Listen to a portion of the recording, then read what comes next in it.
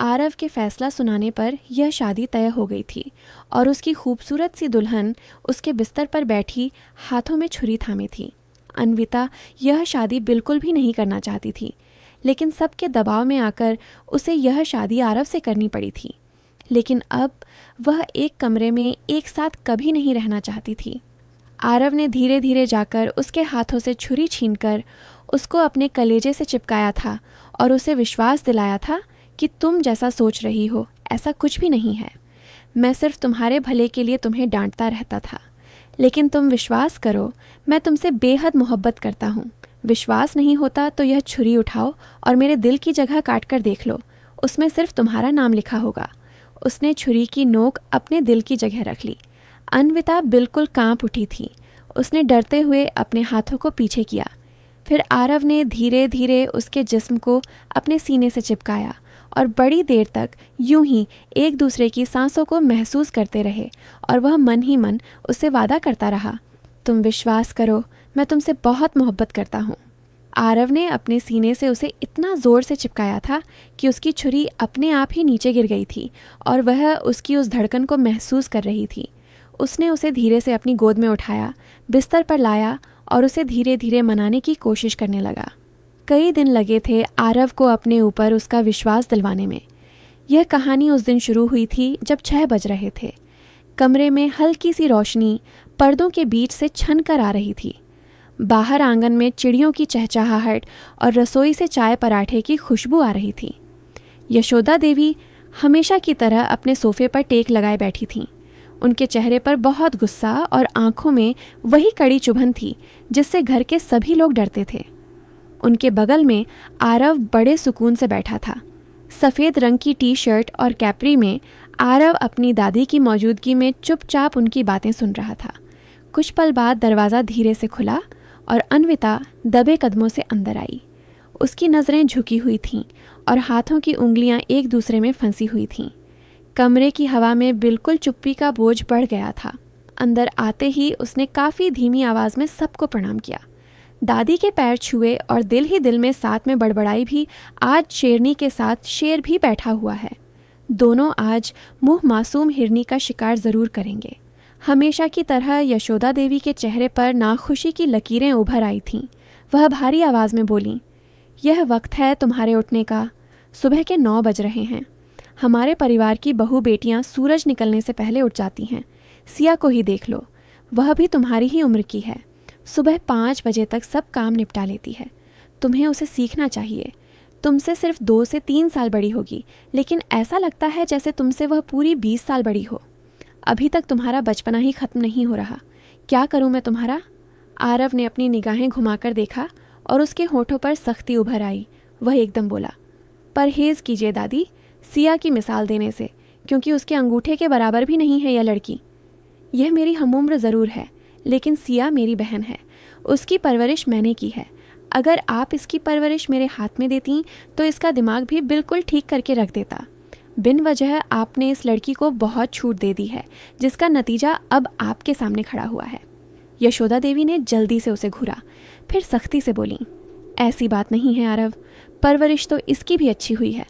आखिरकार तुम्हारी माँ ने ही तो की है। लेकिन यह लड़की हर वक्त अपने आप में मग्न रहती है। घर के रीति रिवाज का इसे ख्याल ही नहीं रहता। किसी दिन मेरी छड़ी उठ गई ना, तो इसका दिमाग भी बिल्कुल ठीक करके रख दूंगी। यह समझती है बूढ़ी दादी के हाथों में जान नहीं, मगर जिस दिन इसने मेरी जान देख ली तो हर वक्त अपना मुंह छुपाती रहेगी। अन्विता सहमी हुई आवाज़ में जल्दी से बोली, दादी, इसके बाद मैं हमेशा ख्याल रखूंगी। ऐसा दोबारा कभी नहीं होगा। प्लीज़ आप उनसे कहिए कि मुझे कुछ न कहें। सिर्फ आप ही मुझे समझा सकती हैं और कोई नहीं। मैं जल्दी से एतराज़ कर गई थी। उसके डांट उसे हमेशा बुरे लगते थे। वह हमेशा यही बात कहती थी, पापा डांट सकते हैं, मम्मी डांट सकती हैं, दादी भी डांट सकती हैं, मेरी हमउम्र सहेली सिया भी मुझे डांट सकती है, मगर इस राजकुमार को मैं अधिकार बिल्कुल भी नहीं देती। लेकिन यह जानती नहीं थी कि पूरे घर में वही उस पर सबसे ज़्यादा अधिकार रखता था। आरव कुर्सी पर ज़रा सा आगे होकर तेज़ आवाज़ में बोला, बताऊं तुम्हें क्या कर सकता हूं मैं? उसके शब्दों की भारी गूंज ने अन्विता के जिस्म को हिला दिया। वह एकदम पीछे हटी और कांपते हुए बोली, माफ़ कर दो दादी, अब सच बोल रही हूँ। सुबह जल्दी उठूंगी।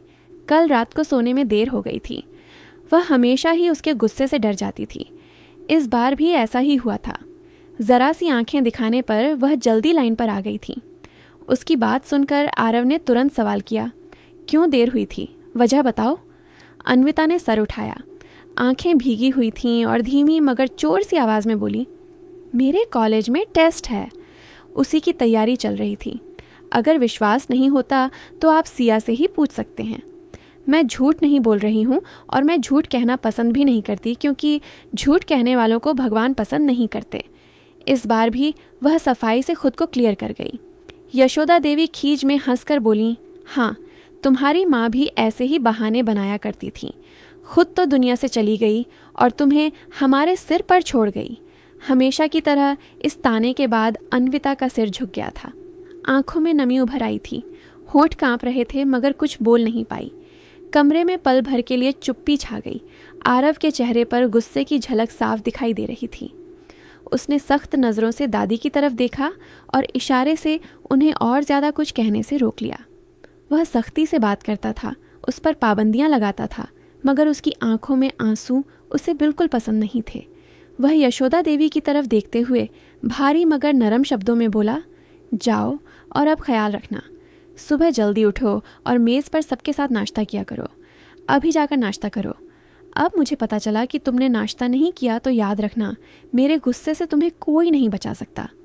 अन्विता ने सहमी हुई आवाज़ में हाँ कहा और जल्दी से दरवाजे की तरफ बढ़ी। उसके कदम लड़खड़ा रहे थे, दिल जोर से धड़क रहा था। दरवाज़ा खोलकर बाहर निकली तो उसे लग रहा था जैसे कोर्ट से आज़ाद हुई हो। कमरे में फिर वही चुप्पी रह गई, लेकिन आरव की आंखों में अब भी वह नाराज़गी साफ झलक रही थी जो उसने दादी के शब्दों पर महसूस की थी। वह उन्हें सख्त सुनाना चाहता था, मगर फिलहाल उठकर अपने काम पर चला गया, क्योंकि वह बेवजह दादी का दिल भी दुखाना नहीं चाहता था। किचन में हल्की सी भाप उठ रही थी। चूल्हे पर खाना बन रहा था, साथ ही तड़के भी लग रहे थे। उनकी खुशबू चारों तरफ फैली हुई थी। नौकरानी कटी हुई सब्जियां ट्रे में रख रही थीं, जबकि सिया अपने अंदाज में दुपट्टा संभालते हुए रसोई में उन नौकरानियों के साथ काम में बिजी थी। हर चीज़ बड़े सुकून और बड़ी सावधानी से कर रही थी, जैसे उसे बरसों से यह सब संभालने की आदत पड़ चुकी हो। किचन की खिड़की से धूप अंदर आ रही थी। उसके साए में उसका चेहरा और भी ज़्यादा खूबसूरत लग रहा था। उसी बीच धीरे से दरवाज़ा खुला। अन्विता खामोशी से अंदर दाखिल हुई। चेहरे पर अभी तक यशोदा देवी और आरव की आवाज़ का डर बाकी था। कदम धीमे थे, आंखों में नमी अभी तक मौजूद थी। वह पीछे से जाकर अचानक सिया के गले लग गई। सिया ने चौंक कर मुड़कर देखा। जल्दी से अपने नरम हाथ उसके गाल पर लगाए प्यार भरे शब्दों में वह बोल उठी, मेरी प्यारी सहेली। कहने को वह उसकी सहेली थी, मगर हमेशा उसे अपनी बहन की तरह प्यार करती थी। सिया का अंदाज ही अलग रहता था। अन्विता ने होंठ फैलाए, नजरें नीचे कीं और थरथराती आवाज में बोली, आपकी राजकुमारी को आपके भाई ने इतनी बुरी तरह से डांटा है, बस मेरी तो कोई इज्जत ही नहीं रह गई। आप भी कुछ दिनों के बाद शादी करके चली जाओगी, फिर मुझे कौन बचाएगा। आपके उस रूढ़ भाई से मेरी पूरी लाइफ बर्बाद हो गई है। लड़कियां अपनी ज़िंदगी फ्री माइंड होकर बिताती हैं, मगर मेरी ज़िंदगी में कोई फ्री डील नहीं, सिर्फ और सिर्फ परेशानी है। सब मुझे डांटते रहते हैं, न जाने मैंने ऐसा कौन सा पाप कर बैठी हूँ। हर एक बंदा मेरे ही पीछे पड़ा रहता है, ऐसा लगता है जैसे मैं कोई बोझ हूँ। वह काफ़ी उदास थी। दादी की आखिरी बात ने उसका दिल तोड़कर रख दिया था। सिया हंसी दबाकर उसकी ठोड़ी ऊपर की ओर नरमी से बोली, वह राजकुमार मेरा भाई है ना, वह तुम्हारा सबसे ज़्यादा ख्याल रखता है। बस तुम्हें यह नज़र नहीं आता। कभी कभी वह सख्त बोलता है तो इसका मतलब यह नहीं है कि वह तुम्हें चाहता नहीं। वह तुम्हें सबसे ज़्यादा प्यार करता है, लेकिन तुम देखना नहीं चाहती। तुम सिर्फ उसकी सख्ती देखती रहती हो, मगर उस सख्ती में छुपा हुआ प्यार नहीं देख पाती।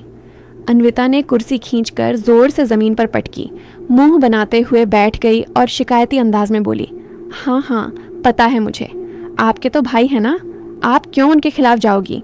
उस पल सिया हंसते हुए बोली, अच्छा बाबा, अब ये बताओ नाश्ता करोगी, बनाया है तुम्हारे लिए। इस पर वह जल्दी से मुंह बनाकर बोली, बनाओ आप नाश्ता। आपके भाई का और डर है, अगर मैंने ठीक से नाश्ता नहीं किया तो मुझे उनके गुस्से से कोई नहीं बचा सकता। मेरा तो कोई इरादा नहीं दोबारा डांट खाने का। सुबह सुबह मेरा मूड खराब है, अब बिना वजह दोपहर का भी खाना खराब हो जाएगा। इससे अच्छा है कि चुपचाप नाश्ता कर लेती हूँ, वरना मेरा कोई इरादा नहीं था कुछ भी खाने का। सिया ने उसे गौर से देखा और थोड़ी सी सख्ती मगर मोहब्बत से बोली, रात को मैंने कहा था सो जाओ, सुबह देख लेना अपने उस फालतू सीरियल को। मगर सुनती कहाँ हो, आधी रात तक तुम बैठकर वह फालतू सीरियल देखती रहती हो। सही हुआ तुम्हारे साथ, बिल्कुल ठीक सज़ा मिली है तुम्हें। बल्कि दादी को चाहिए था कि 2 लगा देती। दिन ब दिन तुम बिगड़ती जा रही हो। अन्विता नाक सिकोड़ कर बोली, हाँ जी, सब गलती मेरी है। आप तो बस अपने भाई की साइड लेती हो, कभी भी आप मेरी साइड नहीं लेती। न जाने आपको उन जैसों में क्या नज़र आ जाता है। हर वक्त वह आपको भी तो डांटते रहते हैं, सिया वह मत करो, ये मत करो। सिया वह मत खाओ, पता नहीं उन्हें लड़कियों से क्या समस्या है। मेरी बस चले तो मैं उन्हें ठीक करके रख दूँ। सिया ने हल्की सी मुस्कुराहट के साथ सिर हिलाया और चूल्हे की तरफ ध्यान देने लगी। कुछ देर के बाद उसने नाश्ते की प्लेट बड़े प्यार से सजाई। कई फलों का मिक्स प्लेट तैयार करके साथ में कई तरह के जूस तैयार किए। सूप के कप रखकर सावधानी से मेज़ पर रख दिया। अन्विता हाथ बांधे बैठी रही। उसके होंठ फिर से फूले हुए थे, जैसे किसी ज़िद्दी बच्चे की तरह। सिया ने उसे देखा, फिर ना में सिर हिलाते हुए उसके बराबर में बैठ गई। वह प्लेट अपनी तरफ खींच रही थी और फलों का कुछ टुकड़ा तोड़कर अपने हाथ से अन्विता के मुंह के पास ले गई और नरम शब्दों में बोली, चलो जिद मत करो, कुछ खा लो, कुछ खाओगी तो ही एनर्जी आएगी, फिर मिलकर हम भाई की बुराइयां करेंगे। अन्विता ने पहले नज़रें दूसरी तरफ मोड़ लीं, लेकिन फिर चुपचाप मुंह खोलकर निवाला ले लिया। वह चुपचाप खाने लगी। किचन की हवा में अब पहले जैसी गंभीरता नहीं थी। सिया के हाथों की नरमी, उसका प्यार अन्विता के दिल से सुबह की घुटन को ज़रा सा हल्का कर रहा था। सिया ने हर निवाले के साथ प्यार भरा एहसास उसके मुंह में उतारा था, क्योंकि वह जानती थी वह कितनी नाजुक है। कभी जिद करती, कभी मुंह फुलाती, कभी नज़रें चुराती, मगर खाती जाती। नौकरानी कोने में चुपचाप बर्तन धो रही थी, मुस्कुराते हुए दोनों सहेलियों का प्यार देख रही थी। दोनों सहेलियों के बीच सिर्फ 2 से 3 साल के उम्र का फ़र्क था, मगर सिया हमेशा अन्विता को संभालती हुई दिखाई देती, जैसे सच में वह उसकी दोस्त नहीं, उसकी माँ हो। कभी डांट देती, कभी प्यार जताती, कभी जिद तोड़ देती, तो कभी उसके आंसू पोंछ देती। अन्विता के लिए वही उसका सबसे बड़ा सहारा थी। सिया के दिल में भी हल्की सी उदासी उतर आई थी। अन्विता के शब्द उसके कानों में गूंज रहे थे, आप ही शादी करके चली जाओगी तो मुझे कौन बचाएगा। मगर उसने उस एहसास को अपने चेहरे पर नहीं आने दिया था। वह जानती थी कि अन्विता के दिल को अभी सुकून चाहिए था, और यह सुकून सिर्फ उसके प्यार से ही मिल सकता था। दोपहर के 3 बज रहे थे। हवेली के पिछले हिस्से में नौकर चाकर सफाई कर रहे थे। घास पर ओस की बूंदें जमी हुई थीं। ठंडक और ताज़ी घास की खुशबू हर तरफ फैली हुई थी। एक पुराना सा आम का पेड़ बीचों बीच खड़ा था। उसकी शाखाएं हर तरफ फैली हुई थीं। वह बहुत ही घना पेड़ था, अपनी छांव से हर तरफ हरियाली बिखेरे हुए। परिंदे उस पेड़ की टहनियों पर बैठे चहचहा रहे थे। कभी उड़ान भरते, कभी आंगन के कोने में पड़े पीतल के बर्तनों के पास जाते। उस सुकून भरे माहौल में अन्विता टांगे समेटे पेड़ के नीचे ज़मीन पर बैठी हुई थी। उसका दुपट्टा नीचे पड़ा हुआ था। वह अब जवान थी। उसका पूरा फिगर साफ नज़र आ रहा था। उसकी बॉडी शेप भी उसमें झलक रही थी। उसके हाथ में आम के छोटे छोटे टुकड़े थे, जिन्हें वह चुपके चुपके मज़े से खा रही थी। कभी नमक लगाती, कभी बिना नमक के मुंह में डाल लेती। आंखें बंद करके खटास का मज़ा लेती, इस बात से बेखबर कि अंदर यह खबर पहुंच गई है, बाहर वह क्या गुल खिला रही है। लेकिन सुकून का यह पल अचानक टूट गया। किसी ने तेज़ी से उसका कान मरोड़ा और वह चौंक कर उछल गई। दर्द से उसकी आवाज़ निकल गई। जल्दी से गर्दन घुमाकर देखा तो सामने ललिता देवी खड़ी थीं, आरव की माँ और उसकी आंटी। शुरू से ही वह उन्हें आंटी कहती थीं। उनके चेहरे पर गुस्से से आंखें लाल हो रही थीं। ललिता देवी भारी शब्दों में बोली, उफ़, हे भगवान, बिल्कुल इस लड़की को अपनी सेहत का ख्याल नहीं है। शर्म आनी चाहिए तुम्हें। पिछली बार भी तुम्हारे पीरियड्स इसी वजह से जल्दी आ गए थे और तुम्हारे ब्रेस्ट में दर्द होने लगा था। इसी कच्चे आम की वजह से ये सब खराब हुआ था। 2 दिन बुखार में पड़ी रही, दवाइयों ने जान निकाल दी। अब फिर छुप छुप कर यह सब खा रही हो। आज आने दो उनको और तुम्हारे अंकल को। तुम्हारा दिमाग अगर आज मैंने ठीक नहीं करवाया तो मेरा भी नाम ललिता नहीं। परेशान कर दिया है तुम्हारी इन हरकतों ने मुझे। तुम अपनी आदतों से बाज नहीं आ रही हो। आज मैं तुम्हें नहीं छोड़ूंगी। हर बार तुम बच जाती हो या सिया बीच में आकर तुम्हारी साइड ले लेती है। ये भी मुझसे मार खाएगी। इसी के लाड़ प्यार ने तुम्हें बिगाड़ कर रखा है। अन्विता जल्दी घबरा गई। हाथ में पकड़ा कच्चा आम एक झटके से ज़मीन पर फेंक दिया। रोने की शक्ल बना ली। अच्छा प्लीज़ आंटी जी माफ़ कर दीजिए। देखिए मैंने फेंक दिया है। मैं अब बिल्कुल नहीं खाऊंगी। आरव का नाम सुनते ही उसकी जान निकल गई थी। अंकल को तो वह आराम से मना लेती थी, सिर्फ एक आंसू टपकाने की देरी होती थी। लेकिन अगर आरव तक यह बात पहुंची तो वह ज़रूर उसकी टांगें तोड़ देगा। इसलिए वह गिड़गिड़ाने पर उतर आई थी। ललिता देवी ने हाथ अपने कमर पर रखे नमे सिर हिलाते हुए बोली, अब तो तुम्हें नहीं छोड़ूंगी। तुम मेरी सुनती ही नहीं हो। लगता है तुम्हें अपनी माँ की ज़रा भी परवरिश याद नहीं। तुम्हें अपनी माँ से ज़रा भी प्यार नहीं। हर वक्त बीमार रहना जैसे तुमने अपना पसंदीदा शौक़ बना लिया है। और जब तुम बीमार पड़ती हो ना, मुसीबत मेरी आती है। तुम्हारे अंकल कहते हैं कि मैं तुम्हारा ख्याल नहीं रखती हूँ, तुम बहुत ज़्यादा बिगड़ गई हो। लेकिन तुम्हारा यह बिगड़ना मैं 2 मिनट में ठीक करके रख दूँगी। मुझे तुम्हारी यह हरकतें बिल्कुल बर्दाश्त नहीं हो रहीं। यह कहकर उन्होंने उसका हाथ पकड़ लिया और बोली, चलो अभी अंदर, और जाकर सीधा अपने कमरे में घुसकर अपनी किताबों में लग जाओ, वरना आज तुम्हारी खैर नहीं है। अन्विता आंखों में आंसू भरकर रोती हुई आवाज़ में बोली, प्लीज़ आप आरव को कुछ मत बताना। आपको पता है ना आरव कितना गुस्से वाला है। और अंकल को भी मत बताना। मैं बिल्कुल बर्दाश्त नहीं कर पाऊंगी। प्लीज़ मेरी प्यारी आंटी जी कुछ मत बताना। मैं वादा करती हूँ आज के बाद ये सब कभी नहीं खाऊंगी। बस आज माफ़ कर दो। पता नहीं कैसे मेरा हाथ इन खट्टे आमों पर चला जाता है। मैं खुद को रोक नहीं पाती और रोकने की कोशिश करती हूँ, मगर क्या करूँ, आदत से मजबूर हो जाती हूँ। लेकिन वादा करती हूँ अब पक्का ऐसा नहीं होगा। प्लीज़ आखिरी बार माफ़ कर दो।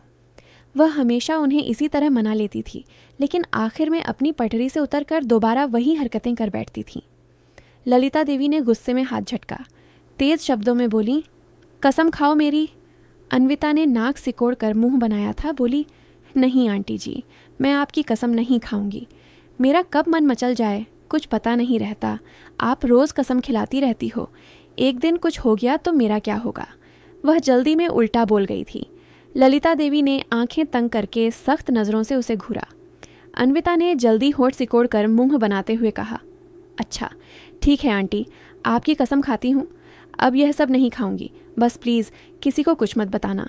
मैं वादा करती हूँ अब दोबारा यह गलती नहीं दोहराऊंगी। आप जानती हैं ना आरव कितना गुस्सा करता है। ललिता देवी उंगली लहराकर बोली, आखिरी बार है, अगली बार मुझसे ही मार खाओगी, याद रखना। अन्विता ने जल्दी से हाँ में सिर हिलाया। मासूमियत से बोली, जी आंटी जी, मार लेना आप, लेकिन अभी किसी को मत बताना। ये कहते ही वह अपना दुपट्टा संभालते हुए तेज़ी से उठी और अंदर की तरफ भाग गई। उसके दुपट्टे का पल्लू पीछे हवा में लहराता रह गया। पीछे ललिता देवी खड़ी रह गईं। उन्होंने माथे पर हाथ मारा और होठों से बड़बड़ाईं, हे भगवान, इस लड़की को कब अक्ल आएगी। कभी तो समझ आ जाए इस लड़की को कोई बात। आंगन की हरी भरी हवाओं में फिर से परिंदों की आवाज़ गूंजने लगी, मगर पेड़ के नीचे पड़े आम के छोटी छोटी गुठलियाँ अब भी वहीं पड़ी थीं। वक्त धीरे धीरे बीतता जा रहा था। आंगन में गहरी चुप्पी छाई हुई थी। दोपहर के वक्त सन्नाटा था। बाहर तेज़ धूप, अंदर पंखे की बराबर चलती हवा माहौल को और भी अजीब बना रही थी। बड़े शीशे वाली खिड़कियों पर पर्दे खींचे हुए थे, मगर फिर भी रोशनी की हल्की किरण अंदर झांक रही थी। सोफे के कोने पर अन्विता बैठी हुई थी। उसके सामने खुली कॉपी रखी हुई थी। वह पूरा ध्यान लगाकर पढ़ाई में लगी हुई थी। उसकी टांगें सोफे 2 पर चढ़ी हुई थीं और वह पेंसिल की नोक को बार बार दांतों से कुचल रही थी। दिमाग बिल्कुल काम नहीं कर रहा था। बायोलॉजी में हमेशा उसके कम नंबर आते थे।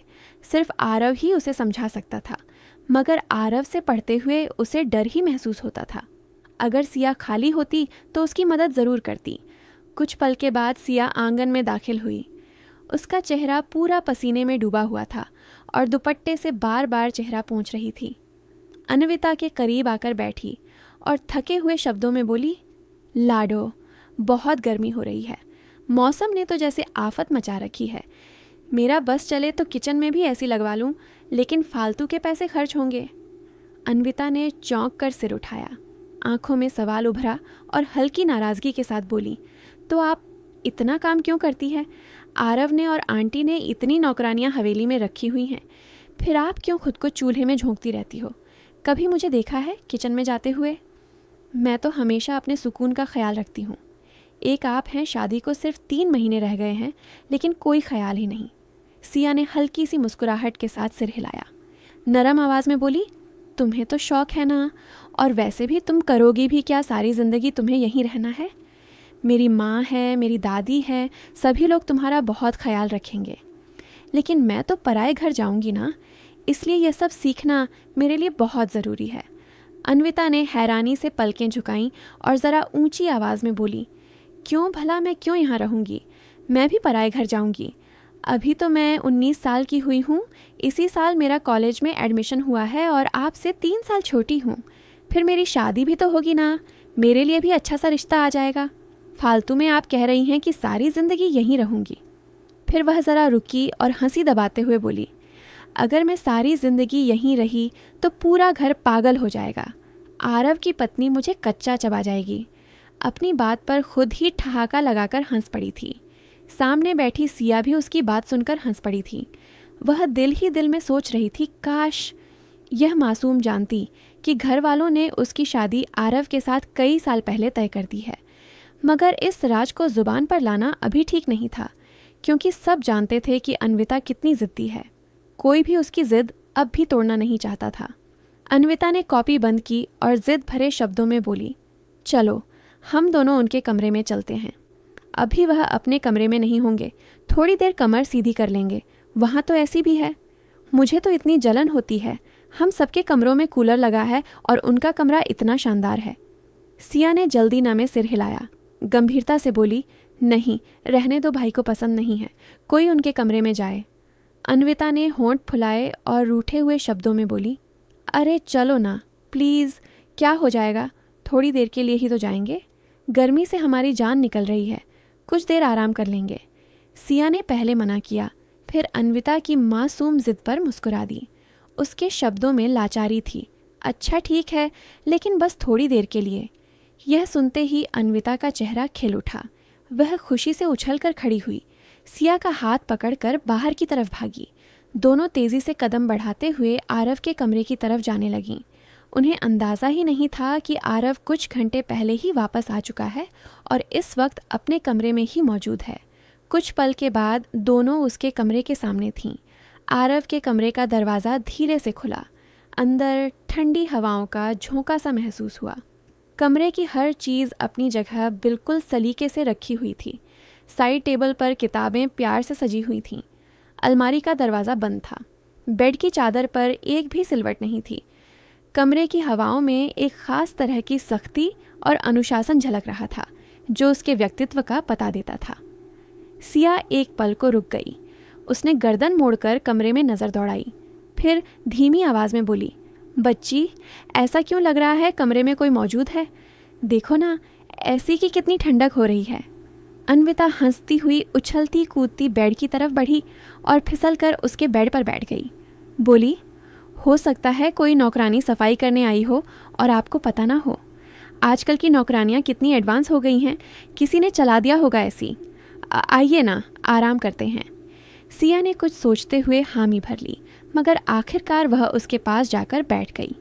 अन्विता ने अपनी गर्दन तकिए पर टिका दी और शरारती अंदाज में बोली, काश आरव पुलिस वाला होता तो हम घर में बहुत मज़े कर रहे होते। पूरा महीना घर पर ना होते और हम उनके बिस्तर पर आराम से मज़े से सोते। सिया ने जल्दी से उसे डांटा, ये कैसी बातें कर रही हो? अगर भाई को पता चला तो आफत आ जाएगी। वह हर बात को बड़ी गंभीरता से लेते हैं। सिया ने सिर हिलाया, मगर अन्विता अपनी हंसी रोक नहीं पा रही थी। वह हैरानी भरे शब्दों में बोली, सच में अगर ऐसा होता तो मैं इस कमरे को पूरा कब्जा कर लेती। यहाँ अपनी कॉलेज की किताबें बिखेर कर रखती, यहाँ टेबल, यहाँ कुर्सी रखती, पूरा कलर होता, कितना मज़ा आता। आप उस तरफ सोती, मैं इस तरफ। सिया ने एक बार फिर ना में सिर हिलाया, मगर उसकी हंसी भी छुपाए नहीं छुप रही थी। दोनों सहेलियां अपनी ही दुनिया में मग्न थीं, यह जाने बिना कि आरव हकीकत में कमरे में ही मौजूद था।